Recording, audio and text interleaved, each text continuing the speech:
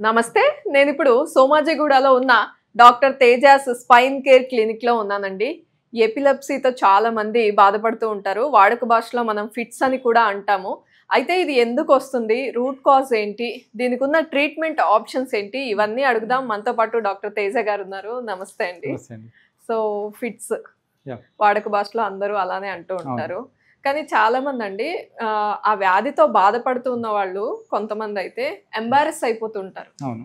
అందరిలో అలా పడిపోవడం గానీ అదంతా. అవును. సో అసలు రూట్ కాజ్ ఏంటి ఈ ఇప్పుడు ఫిట్స్‌కి? చాలా మందికి ఏంటంటే ఇప్పుడు ఏదైనా ఒకసారి వస్తది చూడండి. ఇప్పుడు మామూలుగా ఏంటంటే ఎప్పుడన్నా ఒకసారి ఈ ఫిట్స్ వచ్చి పడిపోతూ ఉంటారు చాలా మందికి. దాన్ని సింగిల్ సీజర్స్ అంటామన్నమాట. ఆహా! సో ఎపిలెప్సీ అంటే ఏంటంటే ఇప్పుడు ఒక 3 ఆర్ 4 టైమ్స్ కన్నా ఎక్కువ వచ్చింది. దాన్ని మనం ఎపిలెప్సీ అనొచ్చు. ఎప్పుడో ఒకసారి వచ్చిన దాన్ని మనం ఏమంటామంటే సింగిల్ సీజర్స్ అంటాం అవును. అన్నమాట. సో అది మళ్ళీ రావచ్చు, లేదంటే అక్కడితో స్టాప్ అవ్వచ్చు.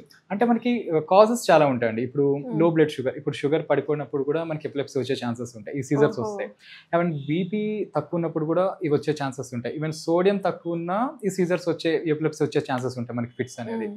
అలానే పిల్లలు చూడండి బిలో 6 ఇయర్స్ హై ఫీవర్స్లో కూడా ఈ ఫిట్స్ అనేది వస్తాయి అన్నమాట. హ్మ్. సో ఇక్కడ ఏముంది, ఇప్పుడు హై ఫీవర్ వల్ల ఫిట్స్ వస్తాయి కాబట్టి ఫీవర్ తగ్గితే ఆటోమేటిక్గా ఫిట్స్ అనేది తగ్గిపోతాయి మనకి. హ్మ్. సో అలానే కొన్ని మెటబాలిక్ కాసెస్ చెప్పొచ్చు. హ్మ్. అలానే ఇప్పుడు బ్రెయిన్ ఇన్ఫెక్షన్స్లో ఎన్కెఫలైటిస్ కావచ్చు, అలానే ట్యూమర్స్ కావచ్చు, అలానే ట్రామా ఏమైనా బ్రెయిన్ ఇంజురీస్ అయినా దానివల్ల వస్తుంటుంది అనమాట. ఫస్ట్ సపోజ్ ఏదైనా ట్యూమర్ వల్ల వచ్చింది మనకి ఫిట్స్, ఇప్పుడు ఆ ట్యూమర్ రిమూవ్ చేయగలిగితే ఆ ఫిట్స్ అనేది తగ్గిపోతుంది మనకి. ఓహో!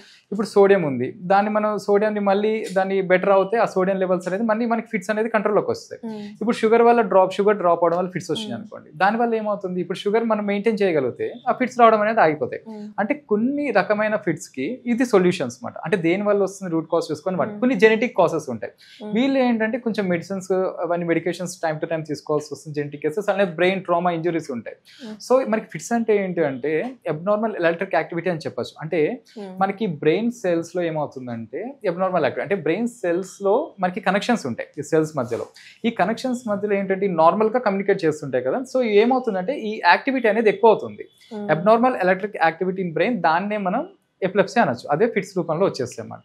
సో దేని వల్ల వస్తే ఆ రూట్ కాజ్ చూసుకోవాలి. జెనెటిక్ కాసెసా, లేకుంటే ఏమైనా బ్రెయిన్ ఇన్ఫెక్షన్సా, ఏమైనా Hmm. ట్రామానా. Hmm. సో ఇప్పుడు పిల్లలు చెప్పాను హై గ్రేడ్. అలానే మనకి ఫిట్స్ అనేది 15 to 30 ఇయర్స్ మధ్యలో ఒకలా ఉంటుంది, 30 to 40 ఇయర్స్. అలానే అబౌవ్ 60 ఇయర్స్లో లేట్ ఆన్సెట్ ఎపిలెప్సీ ఫిట్స్ అంటాం అన్నమాట.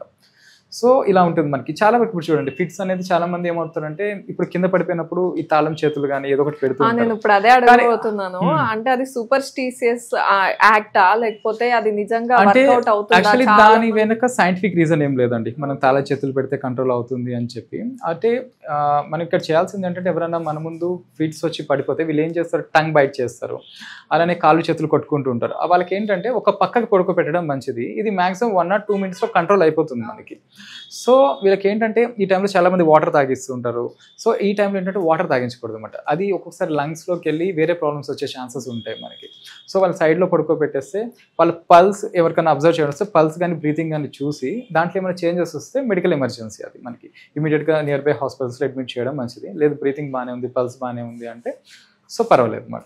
సో ఇవన్నీ చూసుకోవాల్సి వస్తుంది మనకి. అంటే దాని వెనక సైంటిఫిక్ రీజన్ లేదు. చాలా మంది తాళం చేతులు పెడుతూ ఉంటారు వెంటనే అసలు పక్కన ఉన్న వాళ్ళ దగ్గర దాని తీసుకొని వెనక అయితే పెట్టేసి మనకి సైంటిఫిక్ రీజన్ అయితే ఏం లేదు. అలా ఫిట్స్ వచ్చిన వాళ్ళకి పక్కకి పడుకోబెట్టడం అనేది, వాళ్ళ చుట్టూ కాళ్ళు చేతులు కొట్టుకుంటూ ఉంటారు కదా. సో దానివల్ల షార్ప్ ఆబ్జెక్ట్స్ ఏమన్నా ఉంటే దానివల్ల హామ్ అవుతుంది. అవి ఏమైనా ఉంటే ఆ సరౌండింగ్స్లో అవి తీసేయడం అనేది చాలా మంచిది. సో ఫిట్స్ వచ్చినప్పుడు ఏంటంటే మనకి వాళ్ళకి దేని వల్ల వచ్చింది రూట్ కాజ్ అనేది చూసుకోవాల్సి ఉంటుంది మనకి. అంటే ఫిట్స్ అది ఖచ్చితంగా అని మనకి ఎలా అర్థం అవుతుంది? ఖచ్చితంగా ఇప్పుడు డాక్టర్ దగ్గరికి తీసుకెళ్లాలని. కొంతమంది కళ్ళు తిరిగి పడిపోతుంటారు.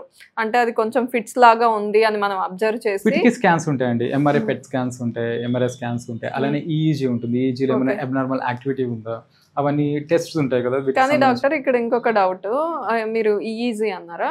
సో ఇది వచ్చిన వెంటనే తీసుకెళ్తేనే అది క్లియర్ గా చూపిస్తుంది. కొన్ని డేస్ అయిపోయాక, ఒక 1 week 10 days అయిపోయాక వెళ్ళి అట్లా స్కాన్ చేపించి టెస్ట్ చేపిస్తే తెలియదు అంటున్నారు, నిజమేనా? ఇప్పుడు ఫస్ట్ సపోజ్ చూడండి, ఇప్పుడు స్కాన్స్ నార్మల్గా వచ్చింది, ఈజీ అబ్నార్మల్గా ఉండే ఛాన్సెస్ ఉంటాయి. అంటే అందులో చేంజెస్ ఉంటాయి.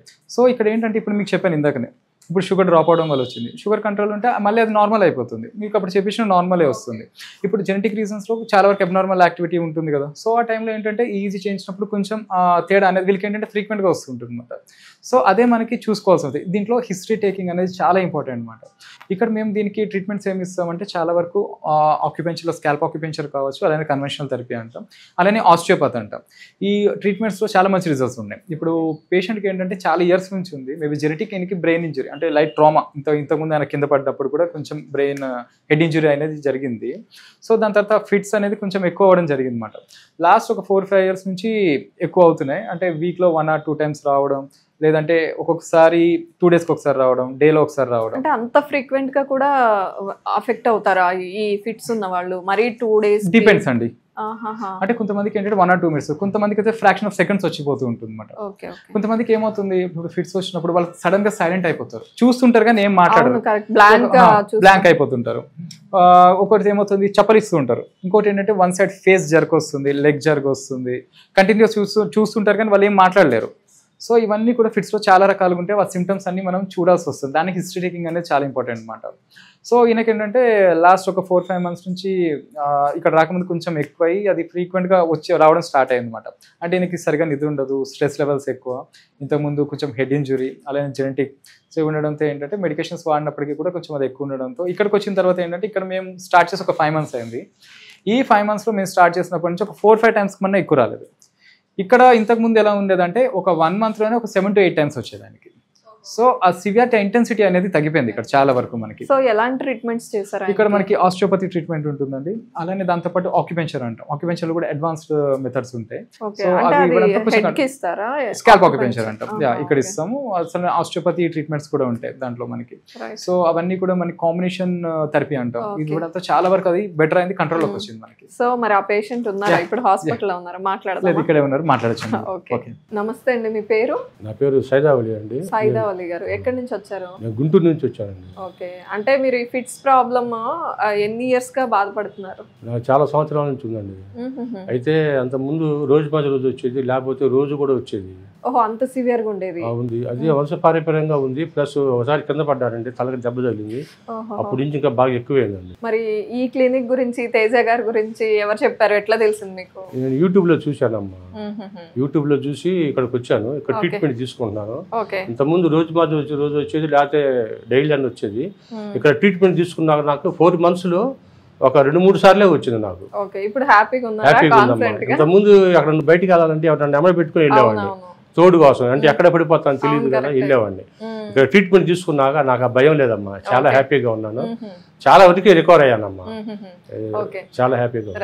డాక్టర్, చాలా సివియర్ గా ఉన్న కండిషన్ లాగా అనిపిస్తోంది. మరి అన్ని టైమ్స్ అంటే మీ దగ్గరకు వచ్చి ఆయన ప్రాబ్లం చెప్పినప్పుడు ట్రీట్ చేయడం కొంచెం కష్టం అనిపించింది. అసలు ఏంటి ఆయన హిస్టరీ చూసి ఏమనుకున్నారు? అంటే అదే చెప్పారు కదా, ఇప్పుడు ఫ్యామిలీ హిస్టరీ, అలానే దాంతోపాటు హెడ్ ఇంజురీస్, దాని తర్వాత అంటే అప్పుడు యాక్చువల్లీ రెగ్యులర్గా, తర్వాత ఏమైందంటే రోజు విడిచి రోజు, తర్వాత ఏమైందంటే మన దగ్గరకు వచ్చేసరికి వీక్లీ 3-4 times అంటే సివియారిటీ తగ్గింది. అప్పటికి ఇక్కడికి వచ్చిన తర్వాత ఏమైందంటే అప్పట్లో డేలో ఒకసారి కానీ 2 daysకి ఒకసారి, తర్వాత వీక్లీ ఒక 3 to 4 times వచ్చేది ఈయనకి హిస్టరీ తీసుకున్నాం. ఇక్కడికి వచ్చిన తర్వాత ఈ 4 to 5 monthsలో ఒక 3 to 4 times వచ్చింది ఈయనకి. అంటే చాలా సివియారిటీ ఇంటెన్సిటీ అనేది తగ్గిపోయింది అనమాట మనకి. అలా అని చెప్పి మెడికేషన్స్ మేమేం స్టాప్ చేయలేదండి. మెడికేషన్స్ వాడుతున్నప్పటికీ కూడా అది కంట్రోల్ కాలేదు. ఎందుకంటే ఈ ఫిట్స్లో మెడికేషన్స్ అనేది మనం ఎప్పుడు కూడా ఇమీడియట్గా స్టాప్ చేయకూడదు, అది మంచిది కాదు. చాలా మంది చేసేది ఏంటంటే మన దగ్గర ట్రీట్మెంట్స్ ఉన్నాయి కదా స్టాప్ చేయాలి, దానివల్ల ఏమంటే వేరే ప్రాబ్లమ్స్ వచ్చే ఛాన్సెస్ ఉన్నాయన్నమాట మనకి చాలా వరకు. ఎందుకంటే ఇవన్నీ కూడా న్యూరాలజికల్ ప్రాబ్లమ్స్ కదా. సో ఇక్కడ ఏమవుతుందంటే ఆ ఇంటెన్సిటీ తగ్గినప్పుడు న్యూరాలజిస్ట్ ఆ మెడికేషన్స్ అనేది తగ్గిస్తూ ఉంటారు మనకి. సో మేము చేసామంటే మెడికేషన్స్ కంటిన్యూ చేయమని చెప్పి మేము ఇచ్చే ట్రీట్మెంట్స్ మేము ఇవ్వడం జరిగింది అనమాట. సో ఇవి 2 కాంబినేషన్ ఉన్నప్పుడు ఏమైందంటే ఆ ఇంటెన్సిటీ తగ్గింది అండ్ ఫాస్ట్గా రికవరీ అనేది అయింది అన్నమాట వీళ్ళకి. థ్యాంక్ యూ అండి. అంటే ఉన్న విషయం క్లియర్గా చెప్పారు. చాలా మంది అది సిగ్గుపడుతూ ఉంటారు, ఫిట్స్ ఉందని చెప్పుకోవడానికి, లేకపోతే మేము ట్రీట్మెంట్ తీసుకున్నాం అని చెప్పుకోవడానికి కూడా సిగ్గుపడతారు.